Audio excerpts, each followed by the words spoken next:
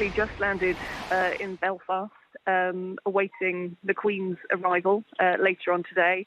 And yeah, it was in the last 20 minutes that we were told by Buckingham Palace that unfortunately the Queen is now no longer able to come. And as you said there in their statement, they make it very clear that she's taking this advice from the royal medical household. They've said to her that she has to rest for the next few days.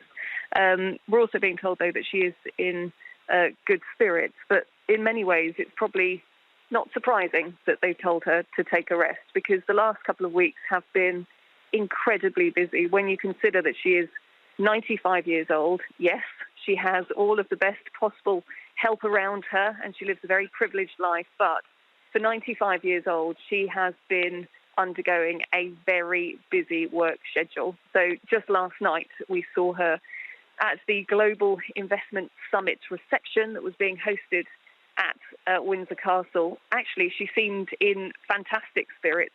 I watched all of the pictures of her meeting and greeting the various business leaders that Boris Johnson, number 10, had wanted invited to Windsor Castle. There was a wonderful moment where she stopped and spoke to John Kerry and said, "Oh, I saw you on the telly last week," referring to the fact that she'd seen John Kerry had recorded a video message for Prince William's Earthshot Prize. Of course, now that she is older, of course, now that Prince Philip is no longer by her side, we are now increasingly seeing other members of the royal family around her. So also last night we saw Prince Charles and Prince William. But yeah, last night's engagements at Windsor Castle was just one of, I would say, over half a dozen engagements that she's done in the last couple of weeks.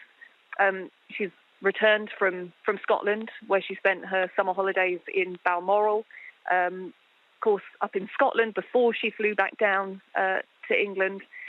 She opened the Scottish Parliament, gave a speech there. She then travelled back down to Windsor. We saw her hosting the Commonwealth Baton Relay on the forecourt at Buckingham Palace. She also, last week, I was there as well. She went to open the Welsh Parliament. And then, yeah, as I said, last night, she also hosted that Global Investment Summit. So at 95 years old, she certainly has not slowed down. And I think whenever you speak to the palace, they make the point that it's the Queen who drives this busy schedule. She's the one that has wanted to get back out and about, especially when you consider that because of COVID, for around 18 months, that schedule of royal engagements, the meeting and greeting, all of that had to come to a complete standstill, a schedule that she's been so used to carrying out throughout her nearly 70-year reign. She was there at Windsor Castle within that bubble, being protected from everybody because of COVID. And so I think since all of the restrictions have started to lift, she has been desperate with other members of the royal family to get out and about, congratulate those who've gone above and beyond when it comes to helping their communities when it comes to COVID. But yeah, I think, of course, there will be, understandably, worry about the Queen and the fact that she is now being told to rest up. She is 95 years old. But I think just to reiterate, the palace is saying that she has reluctantly accepted medical advice to rest for the next few days. In some ways, maybe that ties in with the fact that yesterday we also heard that she'd turned down a prize of the Oldie of the Year because she basically didn't feel that she feels old enough for that. We're also told that the Queen is in good spirits. She is disappointed that she's no longer able to travel to Northern Ireland over the next couple of days. But also what we're being guided on is that this is not COVID-related. And Rhiannon, as you say, she's been round the United Kingdom recently, in Scotland and in Wales. What can you tell us about what she was due to do in Northern Ireland?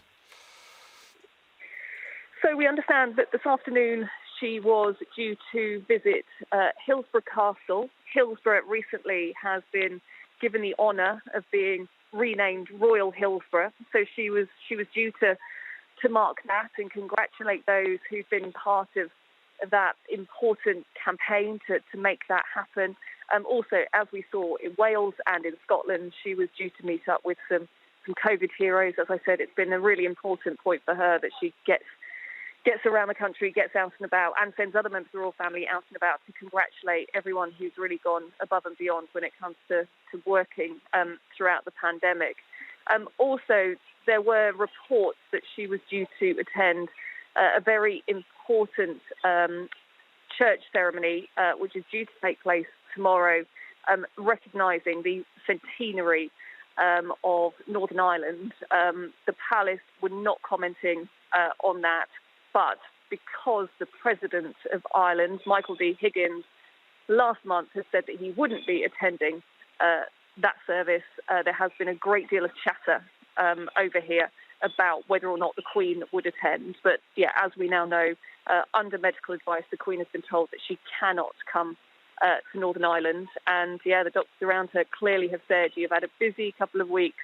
And of course, don't forget, really importantly, in a couple of weeks, the Queen is due to host the opening reception for COP26. We have heard so much from members of the royal family over the last couple of weeks about climate change, about our environmental responsibilities, and I think the palace and Number 10 will be desperate for her to be at the start of COP26.